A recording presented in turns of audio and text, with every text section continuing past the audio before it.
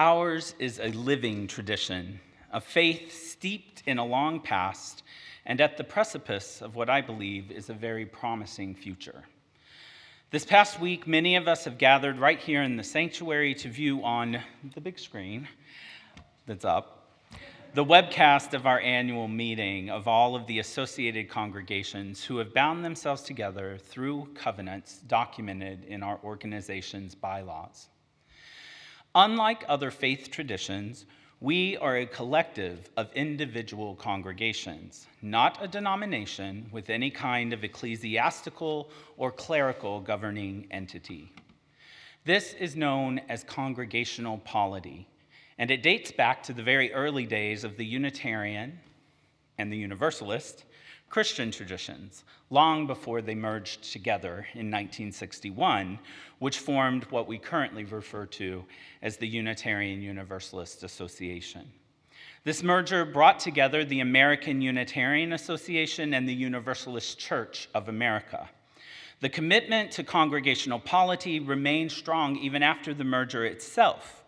The UUA was established not as a singular governing body, but instead was built as an association facilitating cooperation, support, and collective decision-making among its member congregations.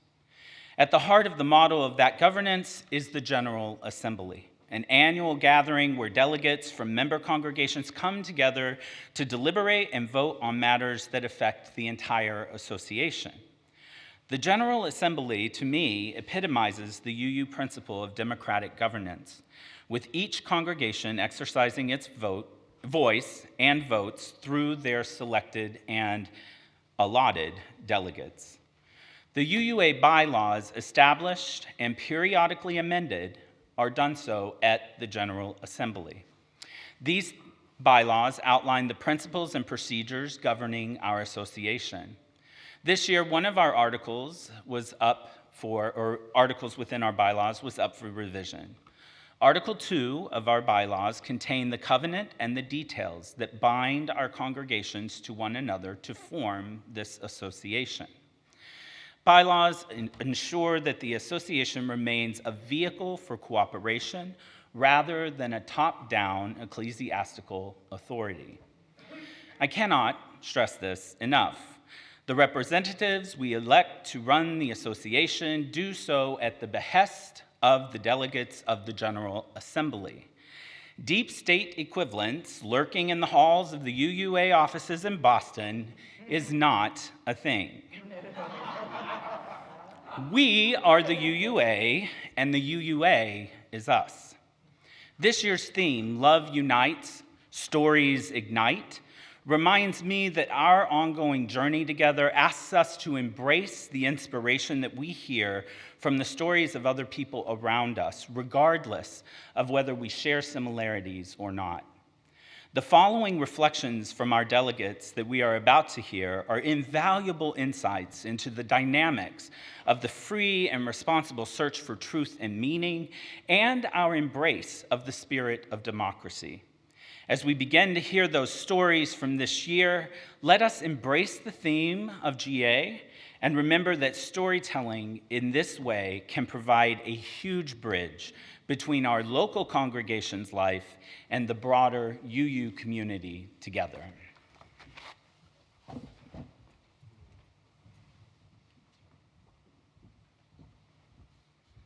Good morning. I am Linda Russell. My pronouns are she, her, and hers. I've been a delegate at General Assembly these last few years, and this year was, I must say, a very tender time with very hard conversations. In one of her reflections, UUA President Reverend Dr. Sophia Betancourt reminded us that in the work of liberation, which is what this faith is all about, there are multiple truths.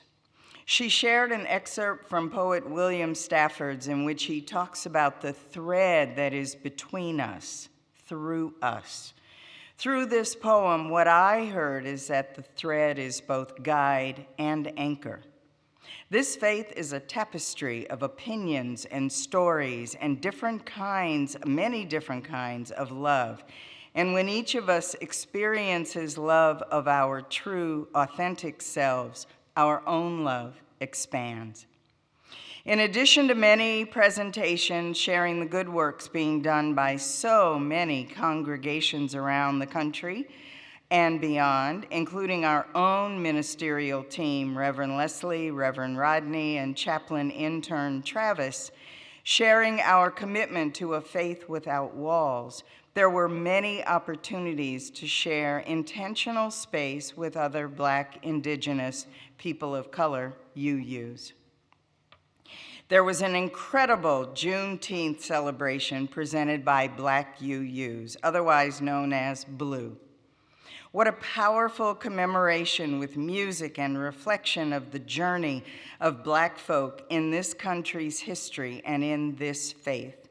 Central to this theme is water, the water that carried our ancestors here, the water that ferried us to freedom, the water that calls to us as the spirits of our ancestors lost in those waters during the Middle Passage, and the water that is the ritual of baptism to life, fluidity, rebirth, healing, an opportunity for a celebration of the wider community to commemorate the experience of Black members and friends. And then there is DRUM, Diverse Revolutionary UU Multicultural Ministries, by, for, and about BIPOC UUs. Saturday morning, we had our annual meeting.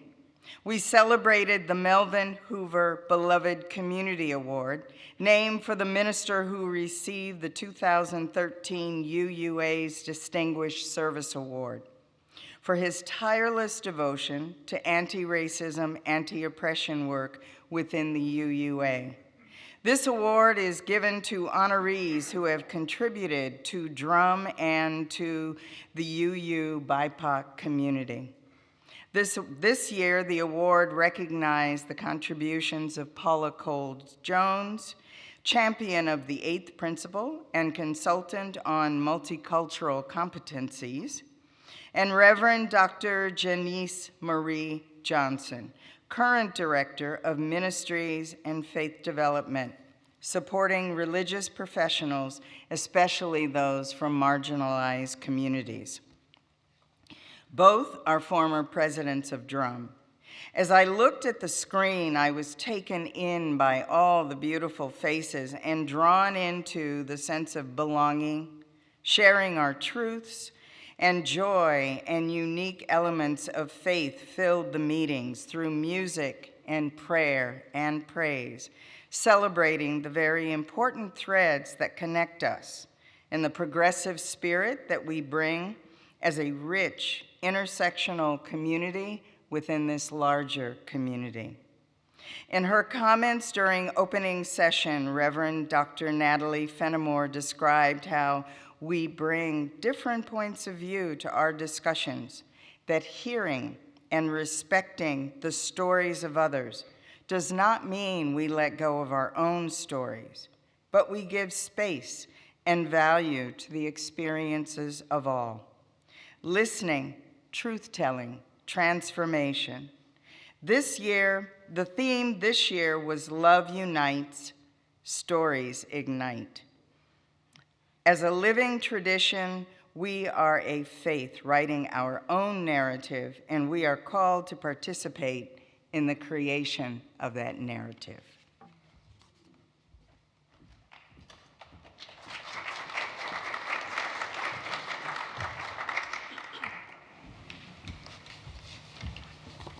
Hello, I'm Rose Barretto, and I use she, her pronouns. So my postcard reflection is inspired by phrases and sentences I heard over the course of GA from various speakers that really struck me and that I'm still thinking about. In her President's Report, UUA President Reverend Dr. Sophia Betancourt said, "There is real uncertainty in these times, and we do know that the same values that are at the heart of our faith are central to healing this beautiful and broken world. The particularities of this time on our planet are calling us to meet this moment, to draw from the deepest wisdom of our past, to embrace creativity and compassion in the present, and to pivot in ways that will position us to serve a future in which all people and the planet can thrive. To serve a future, it's these words that really got to me. I think about the future all the time, especially being a mom to children who are now becoming teenagers and are getting closer and closer to graduation and to adulthood. But to serve a future, I hadn't thought of it like that before. It's such a loving action, an action that I know I am capable of extending beyond my kids to their whole generation. At another time during a discussion on a proposed amendment, I heard a parent, a mom, speaking about equity and belonging. While she spoke, I could see a little figure peeking their head around her, looking at the screen. Then the mom said, "You may have noticed in my background there is a small child listening. That child is an 11-year-old queer Unitarian Universalist, and they are paying attention. They are watching these sessions at General Assembly, wanting to know if they will be accepted as a UU when they grow up."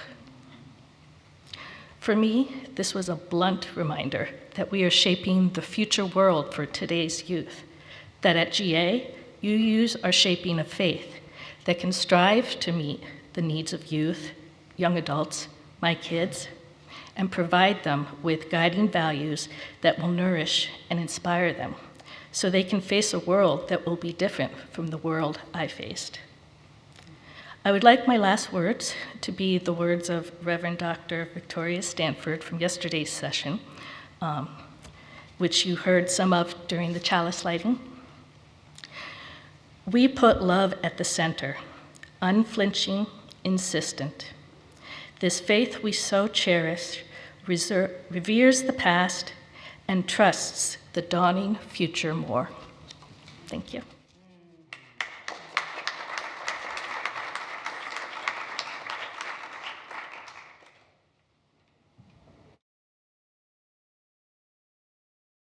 My name is Mary Beth Spencer, and my pronouns are either she, her, or they, them. My comments are relating to one of the business resolutions. This one was embracing transgender, non-binary, and intersex people as fundamental expressions of UU religious values. I will not read you the entire resolution, but I do want to read parts of it to you. On behalf of the member congregations and communities of the UUA, we proclaim that our principles and values unequivocally commit our faith to honor and celebrate the full spectrum of gender identity and expression. Being transgender or identifying with any gender other than the one assigned at birth is a beautiful and divine manifestation of humanity, as is being intersex or having sex characteristics that vary from what is considered typical. As Unitarian Universalists, we affirm the inherent worthiness and dignity of each person as a core principle.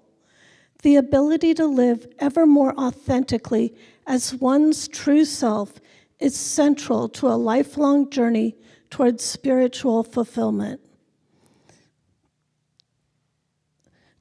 The final paragraph reads, "We hereby pledge our collective faithful efforts to the full affirmation and celebration of transgender, non-binary, intersex, and gender-diverse people within our congregations and the wider community, and uphold this commitment as a fundamental obligation revealed by our principles and values." There was some debate about this because some people brought up flawed studies or things that have been debunked. I have personal interest in this, as my youngest child has been genderqueer since they were 11 years old. They grew up in this congregation, and you welcomed them when we thought they were a little girl named Holly, but now you accept them as a genderqueer trans teen named Peyton, who many of you find beloved. But hearing those comments from other people who question my parenting, who question whether the doctors and I made the right choice for my child.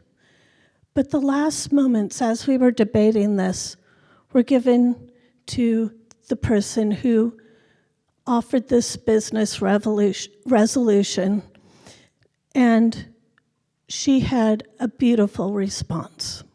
Reverend Jakaran Olaoya said, "To my trans, non-binary, intersex, or gender diverse beloveds, lean in. Lean in. I love you. I love you. I love you. Please do not leave the space without feeling my love and the love of others who see you as divine. I love you. You are divine. I love you. You are holy. I love you. You know who you are. I love you. You are worthy of being whoever you need to be to survive and thrive in this world. I love you, and I will say it for 50 seconds if I need to. I love you. I love you. I love you. I love you. I love you. I love you. I love you. Do not leave the space without knowing that you are loved. If you need a reminder, call me, email me, text me. What we will not do in this space is let you go another moment believing anything other than the fact that you are loved." Thank you.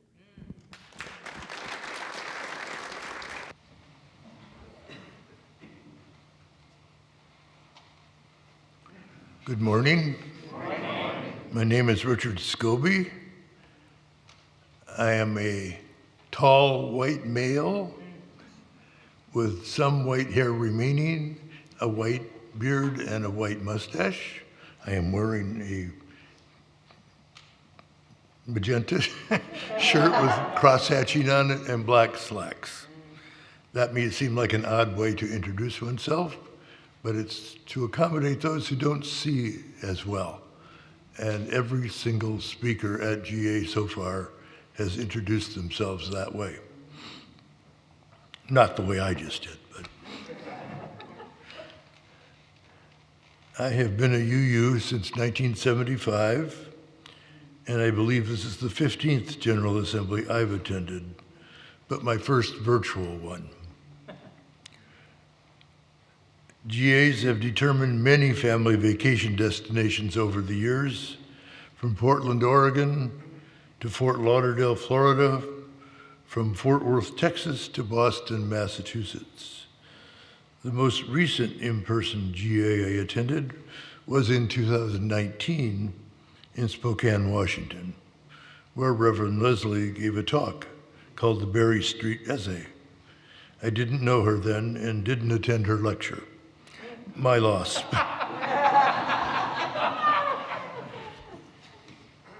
When people ask what GA is like, and we're talking an in-person one, I ask them to imagine 4,000 people singing, "Gathered here in the mystery of the hour, gathered here in one strong body," etc. I'm not going to sing the whole thing. It's an emotional experience to sing with that many people. It's not part of admittedly, it's not part of a virtual GA. For this GA, the focus has been on a rewrite of our purposes and principles, a process many years in the making. I didn't even realize this was in the works until coming to this church and attending the minister's class on a regular basis. At our previous church in Madison, Wisconsin, Lynn and I periodically led a new UU course where the purposes and principles were a big focus of the discussion. Before that, I found them extremely useful in explaining who we were. The minister's class was all about how they were being rewritten, which was attempted several years ago and rejected. And these last 4 days were about whether to accept this latest revision. We have voted, and I guess we already got the results. Is that what I heard? Yes. So we agreed to do it, and it's done. Thank you.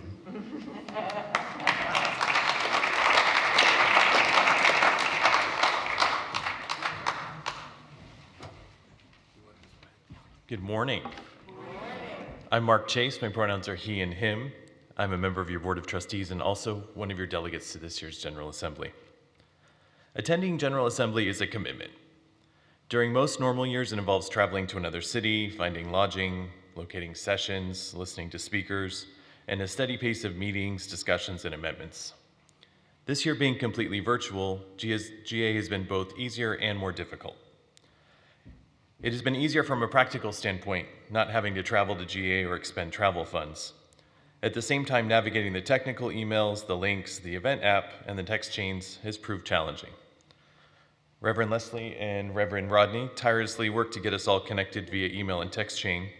If I counted correctly, it did take 8 different text chains to finally get all of us on the same one. But we appreciate the efforts. It is heartening and reassuring to see how members of our delegation wish to be engaged with the process and with each other. This is a contentious time for our association. At this year's GA, the association was hopeful that substantial updates to our bylaws, principles, and purposes would pass. Let's face it, friends, change is hard. If any of you are NPR fans and recall when Morning Edition updated their theme song in 2019 after 40 years and the uproar that ensued, you might understand some of the strong emotions these debates provoked. Perhaps let's look at this another way. How many of us have avocado green or groovy orange appliances in our kitchen today? How many of us have a large TV with wood paneling that weighs more than 100 pounds in our living room? As we grow and evolve, updates are necessary in all aspects of our lives. These changes to our bylaws speak to the younger and traditionally marginalized members of our faith community and bring us into the present moment with a much-needed refresh. Reverend Meg Riley, one of the co-moderators of the UUA, opened yesterday morning's session with these words. For many people, for many reasons, being here at this General Assembly is painful. I could list the reasons all morning, but I will simply say it is a hard time to be a human, harder for some than for others. Always. We are part of this staggeringly beautiful and profoundly broken world, and we bring all of its aches and pains into this space with us. Democracy and the democratic process are not easy. Attending GA and thoughtfully considering the items to vote on each day require a lot of stamina and analysis. It also requires fortitude when listening to speakers that share mistruths or hurtful language, just like one might hear in mainstream political discourse today. For all of us here today, both GA delegates as well as citizens of this nation, with a critical election approaching, we must remember to be strong and resolute when faced with a task as important as this is. Exercising our right to vote is one of the most powerful ways to effect change, both at the local as well as the national level. Yesterday, as I cast my vote to approve the Article 2 proposed changes, I took particular pride in having my voice heard and in representing all of you, the many members and voices of this beloved congregation.